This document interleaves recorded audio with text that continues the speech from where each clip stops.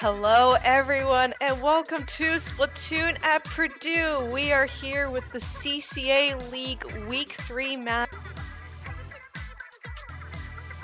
Moravian Cyberhounds. I am Mizuno, joined here by Dynamite Central, a fellow Boilermakers. How excited are we for these games? I am super excited about these games. I'm excited to see what both these teams have to offer in terms of both being colleges and whatnot. And hey, we're here to see some awesome collegiate Splatoon. And well, I am more than happy to just see and show off these teams today, especially our Purdue teams. Yeah, we love our Purdue teams here. Now, hold on, Brady. Remind me one more time what BASH stands for. So BASH stands for the Boilermaker Association of Squid Hunters. It's a very creative name, and frankly, I've taken a pretty good liking to it, especially since, me being a general computer geek, there is a program that's called BASH, and I love to use it. I actually never heard of that. That's pretty sick. I mean, we're here at Purdue. We're all about acronyms. I mean, Yes. ITAL, PAL, BASH. we love our acronyms here. Indeed, we do. All right, so I could talk a little bit about these teams here, as I, Mizuno here, represent the CCA. I hate to interrupt, but we're already going. We are already on it. Never mind, I yeah. stand corrected. Let's jump into these games then. We'll talk about the teams and their rosters and histories. In the pink, we got the Purdue BASH. We see a Reflux, Brush, Hydra, Gal. And then in the green, we got the Moravian Cyberhounds. Oh no, wait, Dino, these are flipped. Yes, they are. BASH is highlighted in the green. The Moravian Cyberhounds are highlighted in the pink. But anyways, regardless, a very interesting claims matchup here in Mako Mart. Both of these teams are going to be fairly familiar with this map. We have, because of, Splatoon 2's history here. I love the brush picks on both sides of the field, so we might expect some much more aggressive gameplay from both of these sides, trying to push these clams. We see it looks like the Moravian Cyberhounds already coming in with the first basket broken here, already putting in a few clams as two members are down on the side of BASH. They're able to quickly clean things up though before the damage continues to bleed, and with the basket closing here and two potential balls at play, BASH is looking to bring down a 50-point deficit. Yes, indeed, and we can already see right now BASH is already trying to get back that mid. They already got back that mid control and pushing up from that one defense, which, yeah, it was a little bit rough, but it seems right now that, most of BASH is just currently trying to hold mid, and they're trying to put out specials right now. A lot of things are going on, but, so far, they're holding control mid, but right now, it seems like Moravian Cyberhounds are kind of just able to just sit tight and just enjoy themselves right now as they watch BASH just try to get some sort of push in. Right, Moravian Cyberhounds are definitely going to have to rely on their Hydra Splatling player to hold the ground and keep BASH away. If you're noticing BASH's roster, they are running a pretty unorthodox forefront lineup. So that could have its pros and cons here, but against the Hydra, who's sitting right under the basket, just firing away, in combination with the missiles, it's going to be very difficult for BASH to run in and start putting clamps in the basket. As you see here, they're only able to get in 26 clams into the basket. Yeah, but they're still, right now, Warm-Up going in and trying to get a wipe on them, but the basket is still up right now.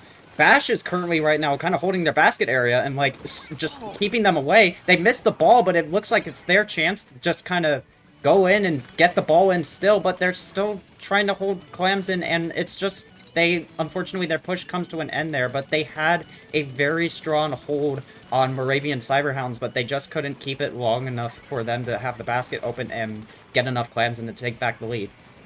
Right, exactly. I was going to say, great recovery by the Cyberhounds. With that wipe, you're put in a really precarious situation. And they responded very quickly in getting rid of the BASH players from their base and from the basket. Now we're here, the BASH now has a 2-down situation. Cooler is online and ready to go, and they have the potential to make a ball. So it looks like Rooster is trying to make a move on the basket there. They haven't shared any clams yet, even though they have plenty to go around. I think they're just kind of waiting for the perfect moment to strike. Yeah, and definitely, it seems like right now that a lot of their players are just, like, they're trying to make something happen, but I think the main point that is preventing most of their pushes is that Hydra just staying alive there. And it's keeping it with that range. You can look at, compared to Bash's comp, right now, Moravian has, like, a range advantage, especially with that Hydra. And the only thing that, like, Bash can really do right now is to try to flank, and they're even having trouble doing that. But it looks like they get a trade here, which fortunately does put them in the favor right now to still hang on to this game, but they have only about a minute remaining, but that's still a lot of time, and oh no! Cyberhounds going in, but Bash got that defense down and managed to stop that one solo push. Right, using that Seeker, well, formerly Seeker, rolling into the basket there was a little bit of a frisky play on the side of the Cyberhounds. I think they were just hoping to get some points in. But but Bash was able to punish them really well, and this is a very important play. The Hydra goes down on the side of Moravian Cyberhounds. Booyah is launched. There's paint all over the place. The cooler is activated, but Bash doesn't have a ball in sight, and that push is gone null. The whale comes out on the side of the Cyberhounds to find no Bash players, and now this has just been a bloodbath in the past 30 seconds. And now Bash is at the back foot, and in the next 15 seconds here, they need to build a ball quick to last in overtime. Yeah, definitely. They do have a ball, but we can already see Nemo going in there and already getting into their basket, but there's no one there to support him for that push. They're jumping in! They got the lead already! And there's still more jumps! They're Cynthia going in right now and getting those kills, but right now Moravian has a pity. They still have a chance, but there's not a lot of time on the clock for Moravian to go ahead and try to get another push in, but they have to go in right now, and it seems like they're not going quick enough to go ahead and push in. Right now, they're already trying to get another power in. Spicy going in right now. They missed the power clam, and unfortunately, that's going to be the end for Moravian Cyberhounds as Pash takes the first game. I believe War Monk was running stealth jump because I didn't see his jump point activate on the screen here unless something is different for spectator mode. But what a great play by Cynthia to run to the basket, and it looks like they had planned it because War Monk was able to jump to the basket with whatever clams that they needed to take the lead. That was the most clutchest thing ever. Oh my gosh. It definitely was, especially. I was worried about Bash that first half, but they seem to have gotten in together and managed to get a push in. Especially, there were some frisky jumps in there, but overall, they paid off at the end. And Moravian wasn't able to deal with a couple of those jumps, and they just were able to go ahead and essentially just, well, Bash just took the game there. Right, but that wasn't an easy game for both teams. Both teams seemed to kind of they were floundering a bit, so we're in for a pretty interesting set. Like, that wasn't a clean sweep, easy win for Bash, and I think we're in for a set. Indeed, we are. So the next map we're going to be looking at is Splat Zone's Hagglefish Market. Honestly, again, I haven't watched both of these teams that much. I think the only time I've seen one of these teams compete was I don't think I've seen any of these teams compete, so I have no idea how their zones gameplay is going to be, but I'm hoping we do see some adequate gameplay on the side of Bash. Again, for me being a Purdue fan, of course, gonna highlight Bash a lot. Man, you haven't even watched your own favorite Purdue teams. Man, you're not a Purdue fan, are you? But they haven't been streamed. How could I watch them? Valid. But I mean, talk about the maps alone. Was Zone's Hagglefish?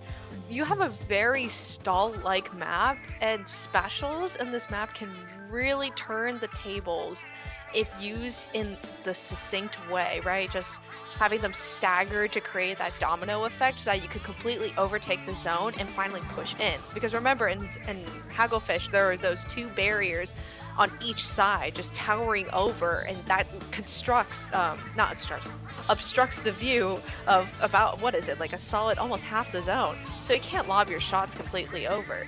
So I think whichever team is able to utilize specials like the Crab Tank or the Tri Strikes, or even the Trizuka, I think whichever team is able to utilize those specials the most effectively are going to be able to take this zone smash. Indeed, and I do want to bring up the fact right now, it seems like Bash is making a sub out right here, as it seems like right now, from looking at their rosters, It looks like Asheville is being thrown into the mix this time, replacing whoever I missed who like joined out, but it seems like Rooster is being replaced by Asheville, so we're gonna see a little bit of a different comp shakeup. I think mainly just because Asheville. I think in the past I've seen Asheville play a lot of pro, so I'm thinking they're looking for more range this time. Got it. Well, and speaking of roster changes, I could talk a little bit about both of these teams' histories here. In the CCA League this season so far, Bash is sitting at a clean 2-0 here in Division 5 Group B. Week 1, they took a 4-2 win versus Barracuda from UNC Greensboro. Last week, they were able to clean sweep OU Black from University of Oklahoma in a clean 4-0. However, the Moravian Cyberhounds, they're nothing to sneeze at in this division. They were able to take S&T Gold 4-1, which is from Missouri Science and Technology. However, they did fall to the, oh my goodness, this name, Emerson College Squid Kids from Emerson, and lost all 4 games. So while Moravian is kind of sitting in the back foot from their prior week's performance, I think they're looking this week to bring in the heat and take some W's against Bash. Yes, indeed, and we're already seeing the teams go in right now as we start up the next match right now with the Moravian versus Bash on Splat Zone's Hagglefish.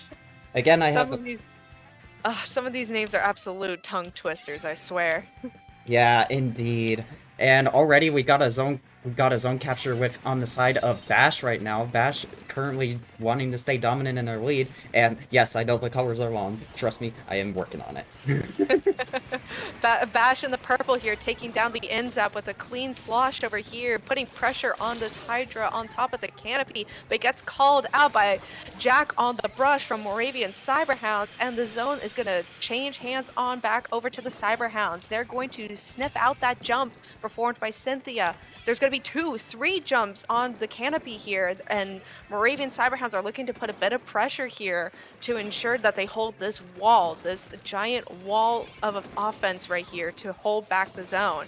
We see a couple of specials online on the side of Bash, which are going to come through with the Wavebreaker to start, and we might see the Crab Tank and the Zipcaster. Here comes the Booyah. Specials are thrown all over the place, and it looks like the lead is about to change hands. Oh, but 2 go down on the side of Bash, and it's not looking like that's a case. Moravian Cyberhounds are holding their ground, and they get the wipeout onto Bash. Yeah, that's highly unfortunate, as Bash did look like they were having a strong push in there and they were moving in as a unit, but unfortunately they just got picked off and Moravian was just able to just keep them out of their zone, and those deaths inside zone definitely did not help in terms of contributing to paint for Bash. It's already not looking that great and it's looking like it may be just a KO, but wait, they overtake! They managed to get the zone in time and still have a chance in this match. That Booyah was certainly a turning factor for Bash to overtake the zone here. We see there is a trade with the brush and both brushes taking the trade actually here. One more go down on the side of the Cyberhounds here, and it looks like they're just trying to hold on for the zone for dear life. We see the NZAP putting some pressure, but Cynthia getting a great pick on the NZAP, and now Moravian Cyberhounds are really on the back foot here.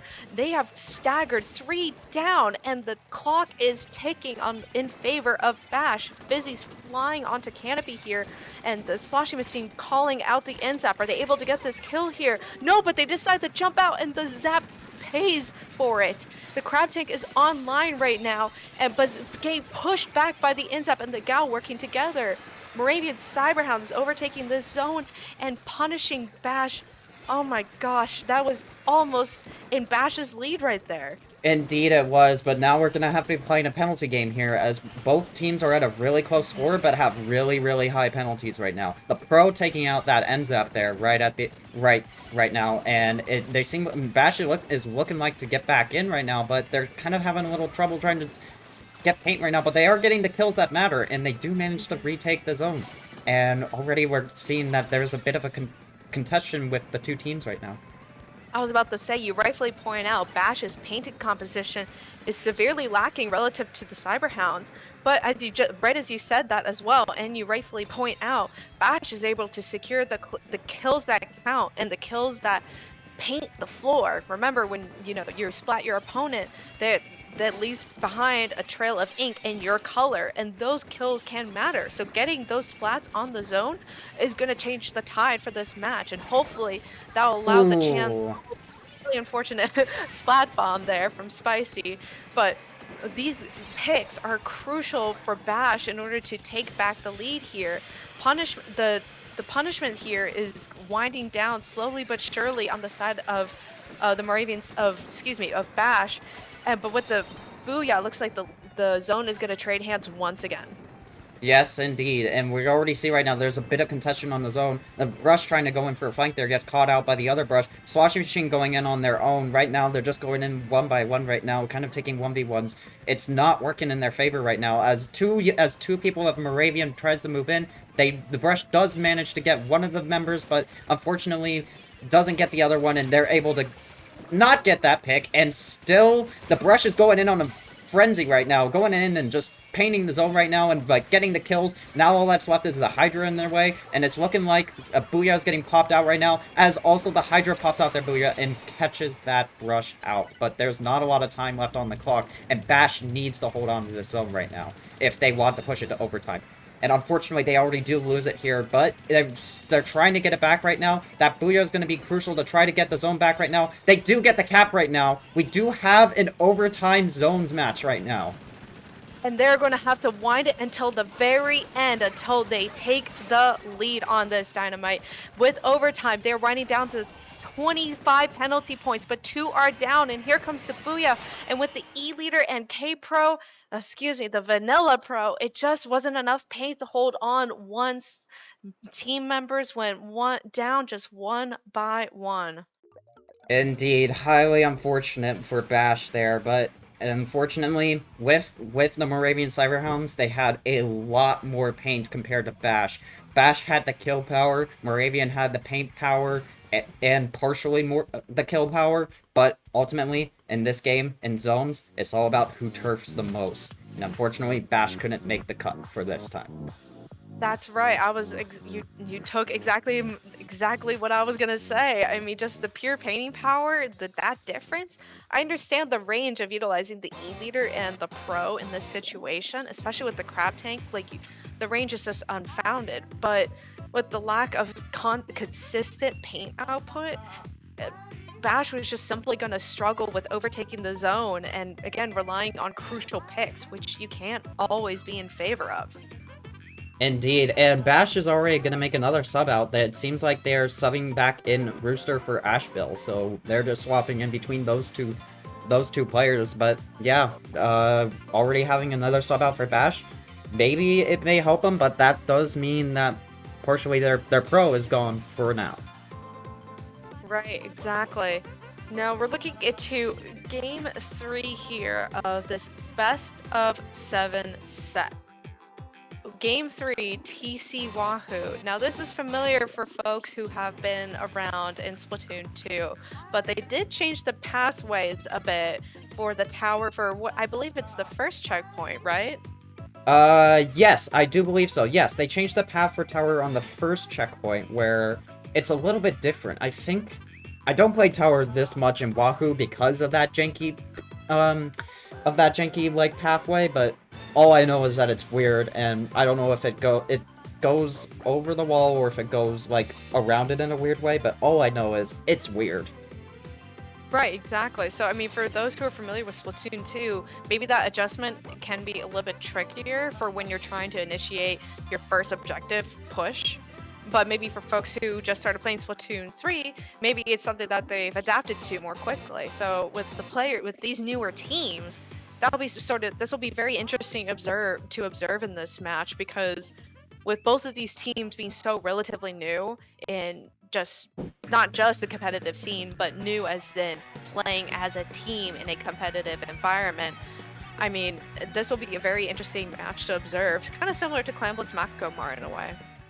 Yes, indeed, and we're already getting started with tower control, Wahoo World, and we already see right now Moravian pulling out that Hydra again, and who knows what to expect for this match.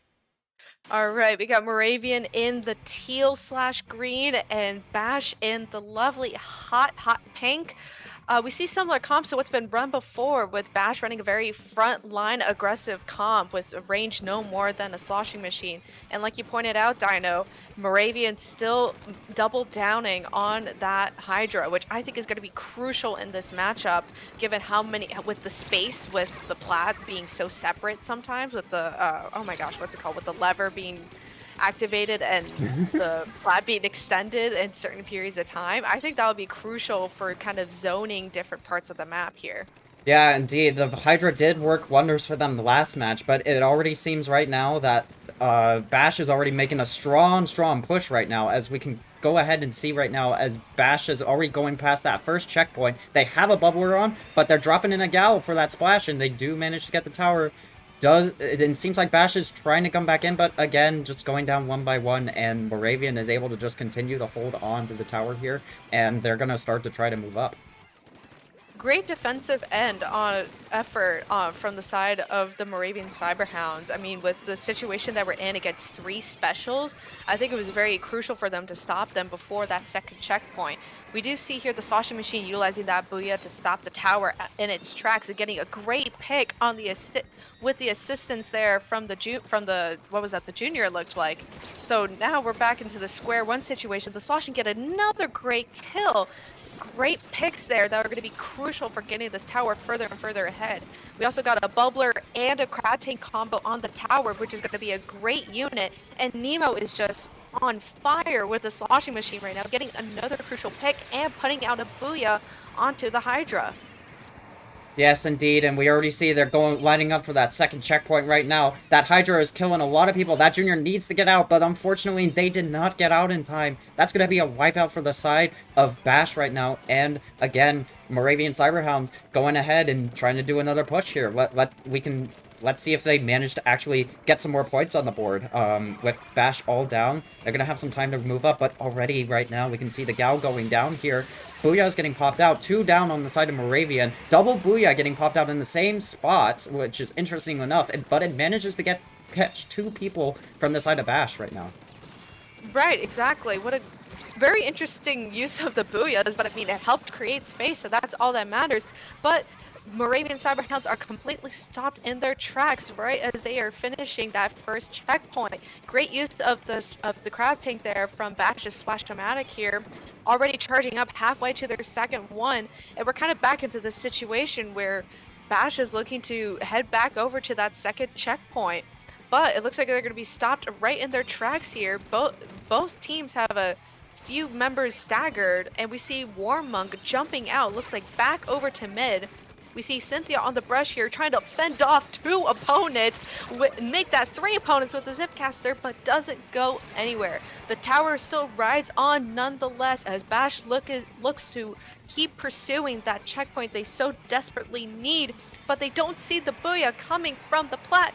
And the tower is completely empty once again, and Cynthia with the brush completely alone and surrounded by Cyberhounds.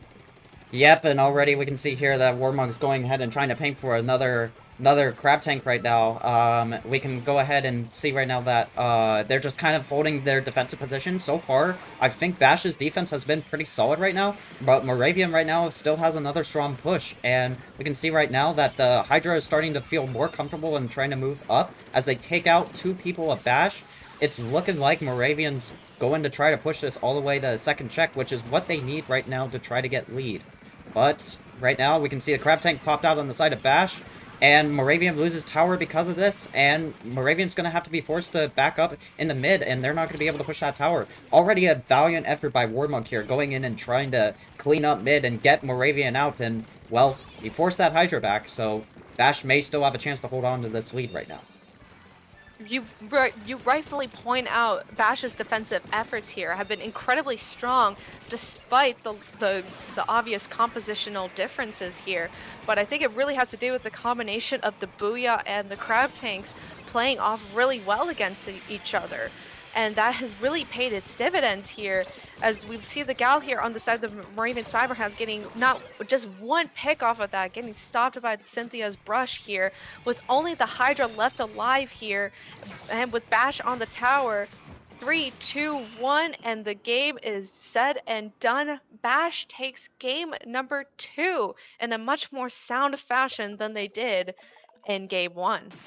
Yes, indeed. Bash had very, very, very strong pushes and a very strong defense. They may have wiped a couple of times, but that didn't matter. They managed to fend off Moravian Cyberhounds' pushes. They managed to stop every single push that they were throwing after them, no matter if they were wiped or whatnot. They just managed to always, always stay together and ultimately hold on to that lead. Right, exactly. I think they really played off of the synergies between, like I pointed out, the crab tank and the bubbler combination that they had with the junior and the splash. That was a very saucy play and a great use of putting the objective forward. And I thought that was a fantastic just play overall. But I do have to give credits to Moravian there, holding them off to that second checkpoint, which is exactly what they needed. It was still a redeemable point in the match where they had multiple chances, but they just couldn't get past. Once they reached that first checkpoint, they just simply couldn't get past it. That being said, we're in for a very competitive game 4 matchup with a very controversial Rainmaker Eeltail Alley. And I think this community has had enough of Rainmaker after this past week. Yeah, I'm gonna be honest, I'm gonna make a quick comm switch, because one of our commentators did actually manage to come back real quick, so I'm gonna make a quick comm switch, and, they'll be on the mic very, very shortly, but, yeah, it is a little impromptu, but, they managed to finally come in. But give me 1 second, I'm going to go mute, and I'll bring in our other commentator here. Perfect. We love commentators here at Purdue. But that being said, Rainmaker Eeltail, I think enough of us have had Rainmaker controversy this past week. So the CCA had responded to this initially for folks who are unaware of the Rainmaker situation by we didn't want to completely remove it off the map list since multiple teams have played their matches at that point.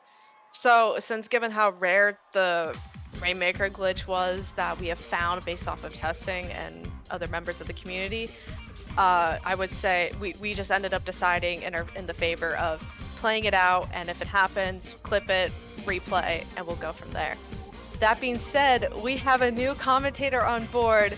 Koreki, please introduce yourself. Hello, I'm Koreki. I joined. I was formerly on Paul, but I decided to join Rolling Squids yesterday. But yeah, Welcome. We're into our Game 4 matchup between Bash versus Moravian Cyberhounds. We got Moravian in the bright yellow and Bash in the bright, bright purple onto Rainmaker Eeltail Alley. Koreki, do you have any points about this map that we could expect? on this map, weapons with long range are really strong when they get set up on the bridge. So I want to see how each team are going to deal with that and displace them, especially with their specials. On Bash they have missiles, which is very noteworthy. There we go. And then, I mean, I guess both teams have missiles, but yeah, I want to see how they can coordinate it and then use that opening to push in. Right, exactly. With Moravian Cyberhounds quickly taking the lead here, we see Bash's Flingza getting a quick pick here, but falling to the ink brush itself. We're kind of back into this neutral situation, both teams having a couple members down.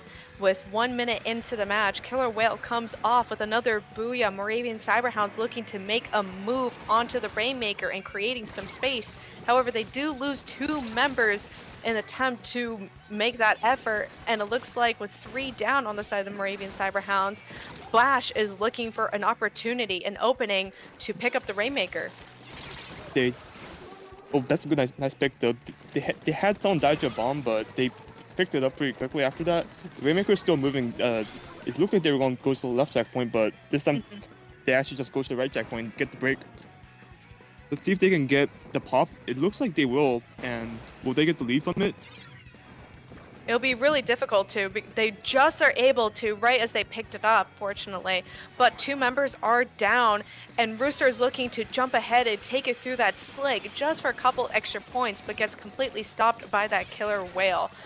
but 2 are down on the side are Bash.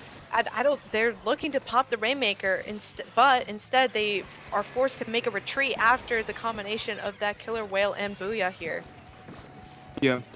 Was it? The Moravian Cyberhounds decided to pick it up. Instead of letting it reset to mid. Bash. I'm not really sure where they are right now. Oh, there they are. They got the pick on the Rainmaker and. Yeah. Moravian Cyberhounds has a lot of control right now. They have one special though, so. Are they gonna wait? The Inkbrush picked it up, so they only have Booyah to work with. Right, exactly. Which could have been a quick split-second decision that really wasn't planned out in advance. Yep. Bash taking advantage of that and just getting the picks one by one. Only the Hydra is left, and they're getting checks back. And that was a great pick on the side of the T-Tech here, trying to chase away the Hydra and getting a crucial pick to hopefully disrupt the defense. Warmonk is getting on the aggressive here, trying to put down some paint and launching the tri-strike, but they end up wiping out and only getting 5 points out of that push. Wiping is something you really want to avoid, especially in Rainmaker. It's such a fast mode. One wipe can mean death of the game. So it seems like Bash is back, but let's see if they can get the pick on the Rainmaker here. Oh, there we go, the bomb. A lucky bomb. But you're exactly right, Koreki. I mean, even with the pacing changes that Splatoon 3 has made to Rainmaker, one wipeout can be devastating and can completely disrupt the pace of the game and can cause you points and potentially the lead. Yep. It was very lucky that they had... Oh, go ahead. I was just gonna point out looks like they were trying to make a just gunning for it, but and the Rainmaker just ends up not going anywhere. Yep. Rooster dies for trying to get the pop on it. The Hydra still doesn't pick up. Interesting pick. It's usually the backline is supposed to be picking up the Rainmaker because they're so slow and struggle to move up with it. And yeah, Bash taking advantage of that again and just getting the picks and moving back up. Right, it looks like it was a conscious decision by the Cyberhounds to actually let the Hydra utilize the Booyah bomb first, but then someone else on the team would end up picking up for it. So it could be a miscommunication, it could be just a decision-making aspect, but with 15 seconds, Bash with the Rainmaker, it looks like they're just going to hold on to it in hopes of stalling the lead here. Yep, missiles come out. This is going to be really hard. Can they get the Hail Mary? No, they cannot. It seems like Bash will... Oh! They do get the Hail Mary. They get the Hail Mary. Great football reference, giving it Sunday. But they get a crucial pick. Oh my god, the Rainmaker shield. No. Oh, that Rainmaker pop was so big. They got 3 down. It was a good attempt at just pushing the Rainmaker forward, but they had waited just a little bit so that they could get some of their teammates up to help them push up. That could have been the game. I was just about to say, with that overtime, they still had a solid maybe 20 seconds or so to quickly back up and regroup with the teammates. That way they had an opportunity to actually make space and clear out any remaining members of Bash. So that way they actually had room to work with. Yeah. In overtime, Rainmaker is so hard because of the split-second decision-making that's necessary for it, but that was a really close call on Bash's part. They must be sharing in their boots. Right. I mean, that was still a very close matchup regardless. I mean, with Rainmaker, you can't get any more competitive than that, with each team only clearing 1 checkpoint each and just gaining a couple of odd points just from random throwaway pushes. So with game number 5 ahead, with Bash in the lead for the set 3-1, we have Clam Blitz Mincemeat Metalworks. No. Yes, we do. What? Why not? This map mode specifically, I've seen a lot of talk in the competitive community of this map mode just being the stalliest, the longest Clown Blitz games are usually played on this map. Yeah, Yeah, and we put it in the CCA league map list not once, not twice, but I think this is the third time now. What? Why not? I think for week 1 we even put it, if I remember correctly, we even placed it. Oh no, don't tell me. Did we place it? Yeah, we placed it as game 7. No. The So if you decision want to, maker game. if you want to win the set, you gotta fight for it in Clan Blitz mincemeat, okay?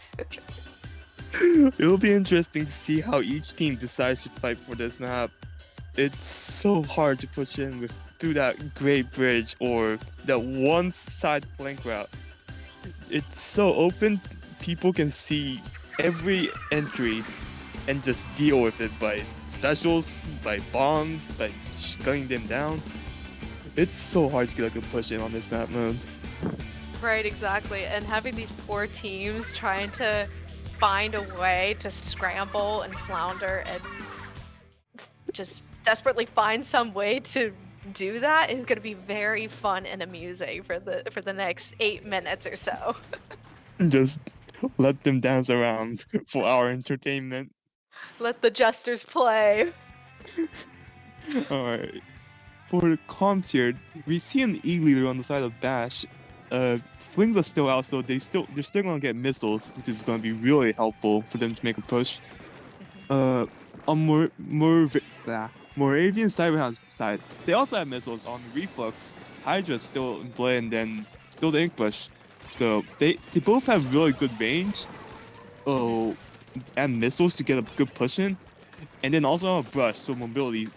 It's gonna be a really good game, I hope. I hope so too.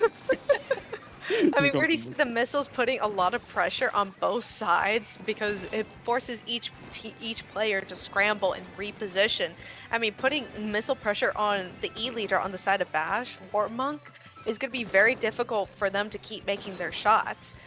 But they make a clean shot and getting rid of the Hydra. But the Tetras do go down on the side of Bash, so both teams are just trading kills at this point, and no one has made a move like in a classic chess match, just waiting for something to happen here. We see missiles and the killer whale pressure on poor Warmonk here, and Warmonk is going to be taken down. We might be seeing a pusher. There is an opening, but they are stopped by the Flinkza! And that is the first attempt at a push. Gone. Away. That was so close. The Flings Roller was just sharking there, waiting for the perfect opportunity to just pounce on the ball, and they got it. They were rewarded with a 3 down, but right now it seems like they won't be able to make a push. Never mind, the brush runs in with the ball, gets the first opening. We do have points on the board, and it only has been 2 minutes into the match. Ladies and gentlemen, we got ourselves a Clan Blitz match on the board. We do, but only 20 points are on the board right now, and that could literally make or break this game. So having Cynthia run in with the brush like that could have really costed the Cyberhounds a lot of points here, well, supposed points. We see the missiles come out here from the Reflux, hoping to get the players on Bash scrambling, and they do get a crucial pick on the Tetras here. I mean, this is looking... there's just so much going on. They're fighting tooth and nail just to get an opening, but they do have enough clams to make a push. But I want to see more picks with the missiles. Right. Because... What is this? Look at this pick here from the Flingza though, getting one, almost getting the trade. 2 down on the side of Bash. It looks like now, so that play almost going for naught. Yeah, right now it's what you said before. It's kind of just like trade picks. But they need, Moravian Cyberhounds, they need to lock down their coordination and get specials, and then try to make a push. But Warmong just shutting it down with the clean snipe. Right, I was about to say, you rightfully point out Warmug being in a very prime position here on these grates. They can see everything. They can see the Hydra moving. They can see members of the rest of the Cyberhounds moving. And oh no, the Cyberhounds are in trouble. That is 3 down. Make that a staggered wipe. And Nemo has the ball and tosses it in. We are down to 70 points now. And clams just keep flying in. The Cyberhounds are in really big trouble now. Warmark playing really aggressively for an E-layer as well. Like Mm-hmm. their laser just didn't allow Moravian Cyberhounds to move anywhere, and Bash capitalized on that really well. Right, exactly. I mean, with that pressure, I mean, right in front of the grates, the laser pressure is just too strong. I mean, how are you supposed to respond to that? You just have to back up or get undercover. Hmm. And with how open this map is, it's really difficult to get a good push. Right. I mean, with 49 seconds left, the Reef Shark coming in, That's a good getting pick. one pick, but doesn't get another. So was that a throwaway play, or was that a crucial tactic for stalling for time? We may never know. There are two specials on the side of Moravian Cyberhounds with 30 seconds left.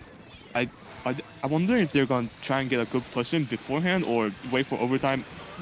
Oh my god, the specials are coming out. They got 2 picks. If they can move up with this, it's going to be huge. I was about to say this is their time right now. They are rushing in with the booyah, but they did not see Rusa. The Tetras hiding out in left court and He gets gets a 3 wipeout. kills and finishes them off with the wipeout and doesn't even offer them the chance to even make a push. Bash takes the set 4-1 against the Moravian Cyberhounds. Man, I'm surprised how well Bash played that. The the first push was based off of picks, but the second one was really good coordination from coordinating the positioning of their backline, and then the front line is capitalizing on when the enemy just couldn't move. Who was it? I can't remember exactly who it was. It was either the flamethrower or the brush. Just went in, knew that there were enemies on the right side, just mowed them down, and just got the ball. And that was clean. Right, they had such great special coordination. And that also goes to say for the Moravian Cyberhounds. They had a great moment with the killer whale and the missiles getting 2 picks from Bash. And that was just so well done, but they couldn't fully execute because they weren't paying attention to where that third member was of Bash. They weren't paying attention to those dualies who was just sharking in the ink waiting for them. And that moment just cost them the match there and prevented them from making that push. I want to point out about the overtime again, just because like it's overtime. There's 20 seconds left. You have to walk through the grates and then get the ball in. It is so hard to pay attention to everything else on the map, especially for trying to catch the sharks. Which Bash had a Flingza, a Brush, and Tetris. All 3 of them are really strong flanking weapons, and I can't really blame them for. Well, can I? I mean, with those 20 seconds, I mean, I think again, this might be partly just an experience difference, right? These Yeah. teams are completely brand new, and it's difficult in that moment to get away from the tunnel vision aspect because like you said, right, they had 20 seconds left, 20 odd seconds, and they're gunning it for the basket. Are they truly thinking of are all 4 members, where are they, where are all of our opponents? It's so difficult in that moment to make that quick second evaluation. So could you? I don't know. I think it's time will have to tell. I mean, I think this would be a really big takeaway for the Cyberhounds to think about heading into their next matchup. Yeah, that's true. That's true. Because overtime, especially when there's an objective like a tower control, Rainmaker, or Clown Blitz, sharks are really scary, and you need to like take care of them. Otherwise, what just happened there is going to happen even more, where one person just gets multiple kills and the whole push is dead. Right, exactly. I guess with that being said, Bash, it continues to have a 3-game win streak in the CCA league, which is something that is not happening very often throughout the league now, as we're Only 2 weeks left. Kureki, thank you for coming on to commentate with us. Where can the good people find you? I only really use Twitter at Koreki50. So yeah, what about you? Folks, you can find me on Twitter and Twitch, mizu_in0. Don't forget to also follow the Splatoon at Purdue Twitter account, Splatoon_Purdue, for more updates on the Purdue teams participating in the CCA League. Everyone, thank you all so much for tuning in, and we hope to catch you in the next matchup. Thank you, everyone.